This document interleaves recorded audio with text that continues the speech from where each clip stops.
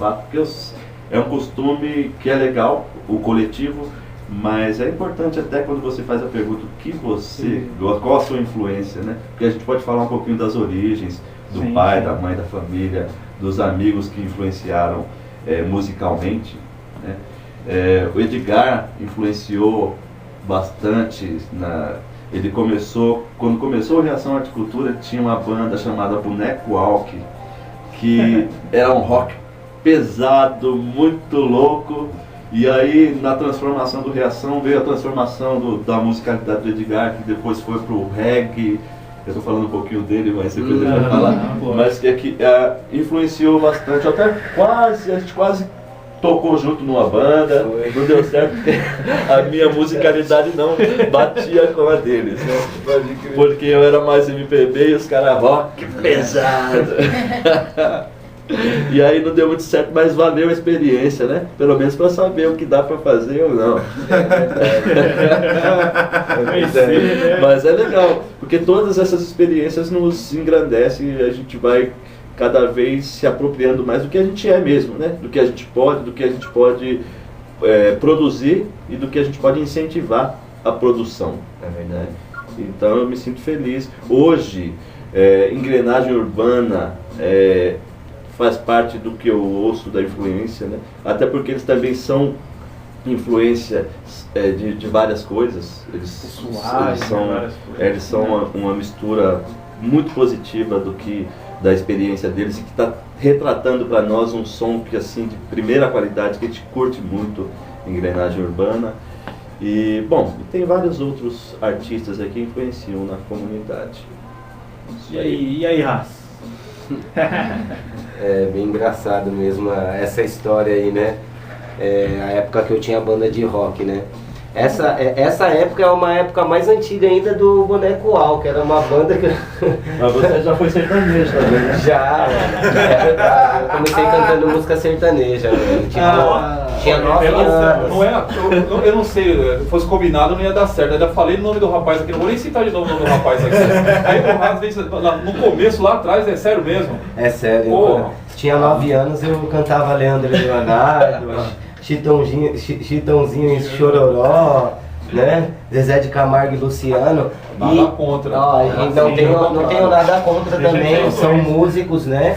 Assim, e são, né, ganham a vida, né, com a música, né? Assim, é melhor que muitas músicas aí, né? Eu não vou citar. Mas assim, Caio Bibo tá criando palhinha. Assim, não, é uma coisa assim, foi muito engraçado, né? Uma coisa que uma pessoa, um mestre de karatê, mano, de 1000 anos, quem é Coab 2 conhece, mestre Bruce, mano, que olhou pra mim e pro meu irmão e falou: vocês dão uma dupla sertaneja, cara. E a música começou assim na minha vida. E eu já venho de uma cultura assim, meu pai, é roqueiro, né, cara?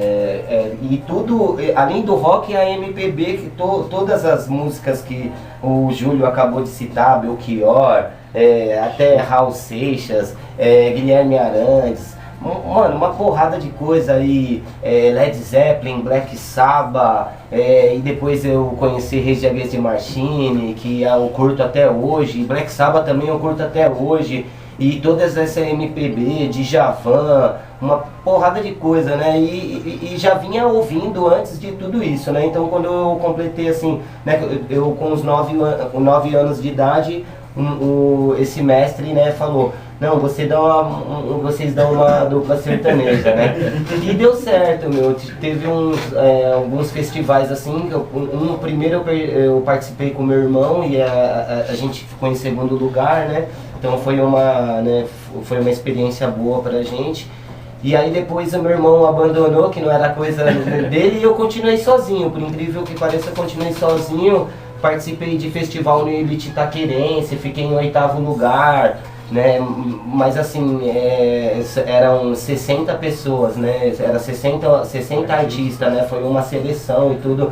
Então assim, foi uma experiência muito boa pra mim também.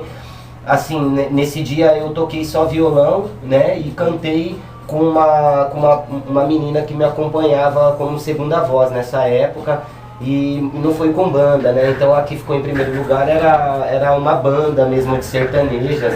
E engraçado que os caras estavam tudo bem loucos de cachaça, minha mãe ficou injuriada, né? Como pode, mano? Os caras bem loucos de cachaça, ficam em primeiro lugar, meu filho, coitado, tá tirando, né? Mas aí, né, aí com o tempo, aí eu comecei a tocar violão e foi fogo de palha, né? Foi aquela, eu sempre tive vontade de tocar violão, meu pai nunca incentivava e meu pai tocava violão, não me ensinou a tocar violão. E parecia que ele sabia, foi fogo de palha. Eu aprendi no Parque Raul Seixas, 1000 anos atrás, eu tinha uns 10 anos de idade. Fiquei 1 ano e larguei. Sei arranhar um pouquinho até hoje, mas larguei. E quando eu tive interesse em tocar bateria, meu pai me deu uma de presente. Foi muito louco isso. Ele sabia que eu ia ser baterista, né? E aí aí depois de cantor comecei a tocar bateria, toco até hoje, toquei por 15 anos sem parar, 8 anos junto com o Gandiadiá, 2 anos com o Boneco Alck, uma parada, uma pá de banda, até a banda que eu tive com o Júlio. É engraçado que nessa época eu tinha a mesma visão do Júlio, eu gostava muito de MPB. Só que a galera lá do Juscelino era rock pesado, os caras não queriam saber de MPB. E no Boneco Alck também, uma vez eu quis tirar uma música até pra tocar pro meu pai, do Alceu Valência, né, que é sobre o relógio, sobre o tempo, né, que fala uma música bem famosa dele, que é muito, mano, muito louca, achava muito da hora, e assim, composição musical, bateria, baixo, guitarra, tudo, e a voz, né, tudo, o Alceu Valência, pô, é renomadíssimo, né, um cara muito, assim, pedrada, né, como diz no reggae, né, na MPB, pra mim é pedrada, entendeu, comecei... E nessa época eu falava pros caras, vamos tirar essa música, os caras, que você tá louco, mano, e tal. Aí beleza, rolou, aí com o tempo, né, que era a época do Boneco Alck, né, a gente já tinha mais ou menos essa visão, não foi difícil me adaptar com reggae, porque meu pai já ouvia Bob Marley na época, e Bob Marley é um nome que todo mundo curte, qualquer estilo, acha da hora reggae por causa do Bob Marley, então era só o que eu conhecia, era Bob Marley, e quando eu comecei a tocar no Gandiadiá, o vocalista, que é o Rogério Boy, ele era vocalista do Boneco Alck, então ele já manjava de reggae, já conhecia uma parte de banda de reggae, aí começou a me explicar o que era o reggae, né, que era uma música espiritual e tal, que tem todo um, né, o reggae, como o Bob Marley mesmo dizia, não se ouve, ele se sente, né? Você sente o reggae, você sente a música, você sente a espiritualidade que o rei do reggae passou e muitos estão passando hoje em dia, e o que Rastacone Miwara tá, né, vindo, porque é uma parada que eu já tinha já desde a infância ali, lance de cantar, de compor música, eu já sou compositor há muito tempo, tenho composição no Boneco Alck, tenho composição no Gandiadiá, agora as composições com Rastacone Miwara, né, Gandiadiá é uma história belíssima que eu travei junto com esses irmãos que estão junto comigo também até hoje, entendeu?